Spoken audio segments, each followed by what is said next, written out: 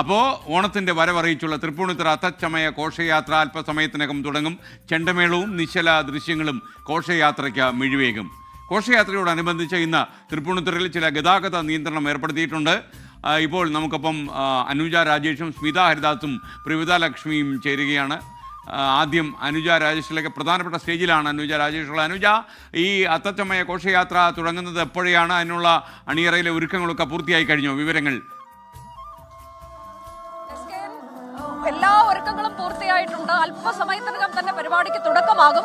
മന്ത്രി M P രാജേഷാണ് അത്തച്ചമയ പരിപാടി ഉദ്ഘാടനം ചെയ്യുന്നത്. അതിനുശേഷം അത്തം പതാക ഉയർത്തും മന്ത്രി പി രാജീവാണ്.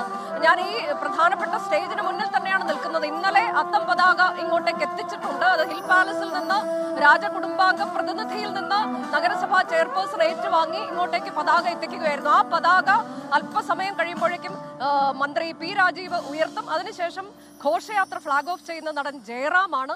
അങ്ങനെ പിന്നീട് നഗരം ചുറ്റിയുള്ള ഘോഷയാത്ര അത് ഉച്ചയ്ക്ക് ശേഷം ഈ ഗ്രൗണ്ടിലേക്ക് തന്നെ തിരികെ എത്തും. ഈ അത്തം നഗർ എന്ന് പറയുന്നത് Thrippunithura boys high school ground, higher secondary ഗ്രൗണ്ടാണ്.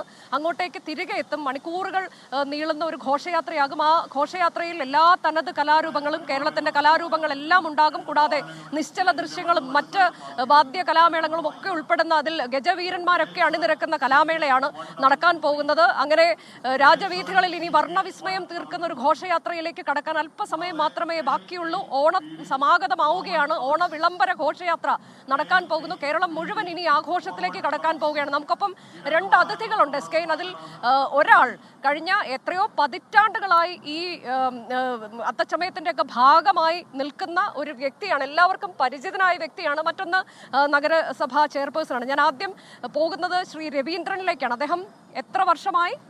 ഞാൻ എൻ്റെ ജനിച്ചത് തൊട്ടിട്ട് ഞങ്ങൾ 3-4 തലമുറയായിട്ട് ഇവിടെ ഉള്ളവരാണ്. അപ്പോൾ ഞങ്ങൾക്ക് അത്തമാണ്, എൻ്റെ വീടിന് മുമ്പിൽ തന്നെയാണ് ഈ അത്ത നടക്കുന്നത്. അപ്പോൾ ഇവിടെ തന്നെ കളിച്ചു വളർന്ന് ഇതിൽ തന്നെ അത്താഘോഷത്തിനോടുകൂടി ചേർന്ന് ജീവിക്കുന്നവരാണ് ഞങ്ങളെല്ലാവരും. തൃപ്പൂണിത്തുറക്കാരുടെ ഒരു ആഘോഷമാണ്. കാരണം ഇത് മതത്തിൻ്റെയൊക്കെ ഒരു മതസൗഹാർദ്ദത്തിൻ്റെയും എല്ലാ സാംസ്കാരിക പൈതൃകത്തിൻ്റെ എല്ലാം ഒരു ഒത്തുചേരലും അതിൻ്റെ പ്രതീകമാണ് ആക്ച്വലി. ഇപ്പം നോക്കിക്കഴിഞ്ഞാൽ കന്യാശ്വര കത്തനാർ, നെട്ടൂർ തങ്ങൾ, ചെമ്പിൽ അരയ രാജാവ്, അവരെല്ലാവരും കൂടി ഒത്തുചേർന്ന് വന്നിട്ടുള്ള ഒരു മതസൗഹാർദ്ദത്തിൻ്റെ ഒരു പ്രതീകമായിട്ടാണ് ഞങ്ങൾ തൃപ്പൂണിത്തുറക്കാർ ഈ അത്താഘോഷത്തിനെ കാണുന്നത്. തൃപ്പൂണിത്തുറക്കാർ എവിടെയായാലും അല്ലേ ചെയർപേഴ്സൺ പറയണോ? അതെ അതെ തന്നെ. കാരണം ഇപ്പം ഞാൻ തന്നെ ചെയർപേഴ്സണോട് ചോദിക്കാം, അപ്പോൾ ഈ തവണത്തെ വന്നതിന് ശേഷം എന്തെല്ലാം വന്ന ആഘോഷമാണ് നമ്മളിപ്പോൾ ചെയ്യാൻ പറ്റുന്നത്? തൃപ്പൂണിത്തുറക്കാരെ സംബന്ധിച്ചിടത്തോളം അത്താഘോഷം എന്ന് പറയുന്നത് വെറും ഒരു ആഘോഷം മാത്രമല്ല.